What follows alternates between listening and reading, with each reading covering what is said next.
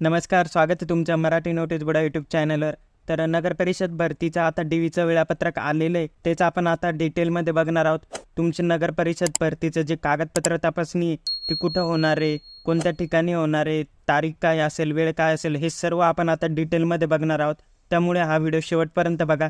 तर चला सुरुवात करूया. तर इथे आपण बघू शकता की नगर परिषद विभागाकडून एक प्रसिद्धीपत्रक आलं आहे. त्यात त्यांनी सर्व माहिती दिलेली आहे. तर आता हे बघा, इथं खाली आल्यावर त्यांनी काय म्हटलंय, तुमची जी निवड यादी ती 10 जूनला प्रसिद्ध करण्यात आली होती त्यांच्या ऑफिशियल वेबसाईटवर. त्यानंतर इथं आता तुमचं कागदपत्र तपासणीचं जे वेळापत्रक आहे ते आलेलं आहे. तुमची कागदपत्र तपासणी कुठे होणार आहे, तर इथे बघा, पनवेल महानगरपालिकेच्या आद्य क्रांतीवीर वासुदेव बळवंत फडके नाट्यगृह, 3रा मजला, शिवाजी चौक, पनवेल. कुठे होणार आहे त्यांनी ते हायलाईटच करून दिलं आहे, त्यामुळे तुम्हाला ते लगेच ओळखू येईल. त्यानंतर इथे खाली आल्यानंतर आपण इथे बघू शकता, तुम्हाला इथं पदाचं नाव दिलं आहे, इथं तुम्हाला वेळ आणि तारीख दिलेली. आता पद कोणतं आहे, महाराष्ट्र नगर परिषद अभियांत्रिकी सेवा संगणक. त्यांची कधी होणार आहे, इथे 1/7/2024ला. आता इथे दुसरं पद आहे, महाराष्ट्र नगर परिषद अभियांत्रिकी सेवा विद्युत गट क. त्यांची कधी होणार आहे, त्यांची 1 तारखेपासून ते 2 तारखेपर्यंत, या 2 तारखेला होणार आहे. त्यानंतर आता पुढचं पद आहे, महाराष्ट्र नगर परिषद अग्निशमन अधिकारी गट क. त्यांची कधी होणार आहे, 1 आणि 2 तारखेला.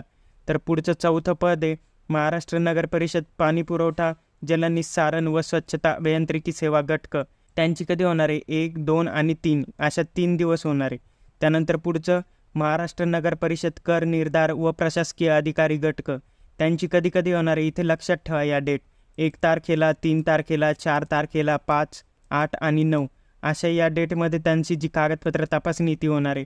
त्यानंतर पुढचं पद आहे, महाराष्ट्र नगर परिषद लेखपाल व लेखापरीक्षक गट क. त्यांची कधी होणार आहे, 1, 9, 10 आणि 11 या 4 दिवशी होणार आहे. त्यानंतर पुढचं पद आहे, महाराष्ट्र नगर परिषद अभियांत्रिकी सेवा स्थापत्य. त्यांची कधी होणार आहे, 1, 11, 12 आणि 15 या 4 तारखेला होणार आहे, म्हणजे या 4 दिवशी होणार आहे. तर पुढचं पद आहे, महाराष्ट्र नगर परिषद स्वच्छता निरीक्षक गट क. तर त्यांची फक्त एकच दिवशी होणार आहे, 16 तारखेला. तर अशा प्रकारे हे पूर्ण तुमचं कागदपत्र तपासणीचं वेळापत्रक आहे, ते तुम्ही नीट बघून घ्या. ही सर्व PDF मी तुम्हाला डिस्क्रिप्शनमध्ये देणार आहे, तिथे जाऊन तुम्ही डाउनलोड करून बघून घ्या. तर आता इथे खाली आल्यानंतर तुम्ही इथे बघू शकता की तुम्हाला कागदपत्र कोणकोणते लागणार आहे. तर पहिलं आहे SSC प्रमाणपत्र, म्हणजे तुमचं जे 10वीचं प्रमाणपत्र आहे ते लागणार आहे. तर आता इथे खाली आल्यावर दुसरं काय की तुम्ही या पदासाठी आवश्यक असलेलं शिक्षण पूर्ण केलं आहे का, त्याचं प्रमाणपत्र लागेल. आणि जर तुम्ही हायर एज्युकेशन केलं असेल तर त्याचं देखील प्रमाणपत्र लागेल. म्हणजे तुम्ही ज्या ज्या याच्यात शिक्षण पूर्ण केलं आहे, तुमचं BSc झालं आहे, मास्टर झालं आहे, PhD झालं आहे, जे काही झालेलं आहे ते सगळे प्रमाणपत्र तुम्ही सोबत ठेवा, ते तिथे लागतीलच. त्यानंतर इथे खाली तिसरं बघा, तुमचा वयाचा पुरावा लागणार आहे. तुमचा वयाचा पुरावा म्हणून काय लागेल, तुमचा जन्म दाखला, शाळा सोडल्याचा दाखला, यापैकी काही एक न्यायचं. त्यानंतर इथे पुढे चौथं, उमेदवार मागास प्रवर्गातील असल्यास संबंधित जात प्रमाणपत्र, म्हणजे SC ST कॅटेगरीचे जे उमेदवार आहे त्यांनी त्यांचं जात प्रमाणपत्र न्यायचं आहे. त्यानंतर इथे पुढे अनुसूचित जमाती प्रवर्गातून निवड झालेल्या उमेदवाराचे जात वैधता प्रमाणपत्र, म्हणजे जे ST कॅटेगरीचे उमेदवार आहे त्यांनी त्यांचं कास्ट व्हॅलिडिटी न्यायचं आहे. त्यानंतर आता इथे पुढे 8वं बघा, माजी सैनिक असल्यास त्याचं प्रमाणपत्र, म्हणजे तुम्ही एक्स सर्व्हिसमन या प्रवर्गातून फॉर्म भरला असेल तर तुम्हाला त्याचं प्रमाणपत्र लागणार आहे. त्यानंतर इथे 9वं बघा, क्रीडा प्रमाणपत्र व क्रीडा पडताळणी प्रमाणपत्र, म्हणजे तुम्ही खेळाडू असाल आणि तुम्ही त्या कोटातून अप्लाय केला असेल तर तुम्हाला त्याचं प्रमाणपत्र लागणार आहे. त्यानंतर इथे 10वं, अनाथ असल्यास त्याचं प्रमाणपत्र लागणार आहे तुम्हाला.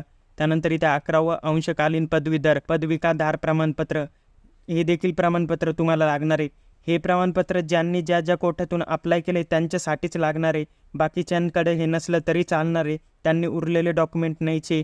त्यानंतर इथे 12वं, भूकंपग्रस्त प्रमाणपत्र, जर तुम्ही भूकंपग्रस्तातून अप्लाय केला असेल तर ते लागेल. त्यानंतर 13वं, प्रकल्पग्रस्त त्या भागातून तुम्ही जर अप्लाय करत असाल तर ते प्रमाणपत्र लागेल. त्यानंतर 14वं, उमेदवाराच्या नावात बदल असल्यास विवाह नोंदणी दाखला अथवा राजपत्र इत्यादी, म्हणजे आता ज्या लेडीज असतात त्यांचं जर लग्न झालेलं असेल, त्यांचं नाव चेंज झालेलं असेल तर त्याचं प्रमाणपत्र देखील तुम्हाला लागणार आहे.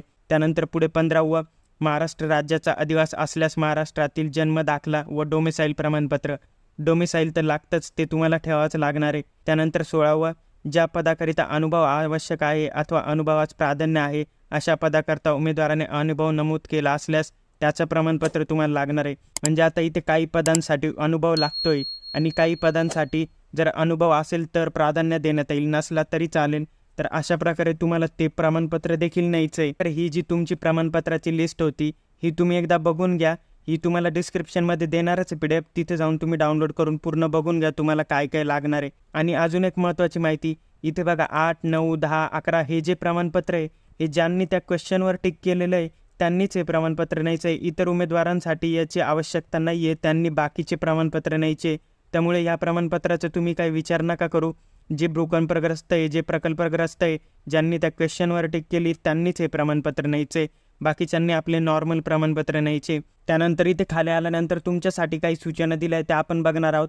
तर सर्वात पहिल्या पॅसेजमध्ये असं दिलेलं आहे की तुमचं एज्युकेशन क्वालिफिकेशन जर पूर्ण नसेल त्या पदासाठी किंवा तुमचे जे प्रमाणपत्र आहे ते जर अपूर्ण असतील तर तुम्हाला डायरेक्ट बाद केलं जाणार आहे, अपात्र ठरवलं जाणार आहे. त्यामुळे तुमचे जे डॉक्युमेंट आहे ते तुम्ही प्रॉपर घेऊन जा. तर आता इथे दुसरा पॅसेज बघूया. त्यात असं दिलं आहे की जर तुम्ही तिथे कागदपत्र पडताळणीच्या वेळेस गैरहजर राहिला तर तुम्हाला एक संधी देण्यात येईल आणि त्यानंतरही तुम्ही गैरहजर राहिला तर तुम्हाला डायरेक्ट अपात्र ठरवण्यात येईल, तुमची निवड रद्द करण्यात येईल.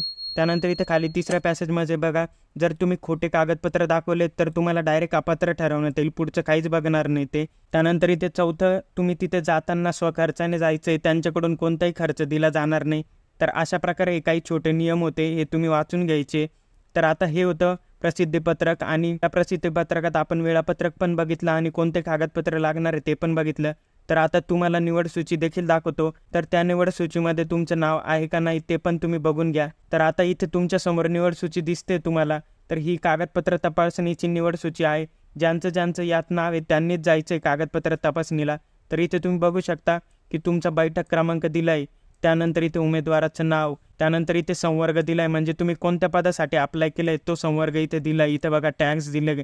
त्यानंतर इथे तुमची दिनांक दिली, कधी कागदपत्र तपासणी होणार आहे, तुमचा स्लॉट आणि वेळ काय असेल ते देखील इथे दिले.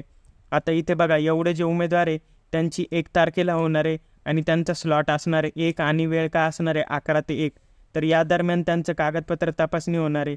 त्यानंतर इथे खाली आल्यानंतर आपल्याला इथे कम्प्युटरच्या पदासाठी पण दिसेल.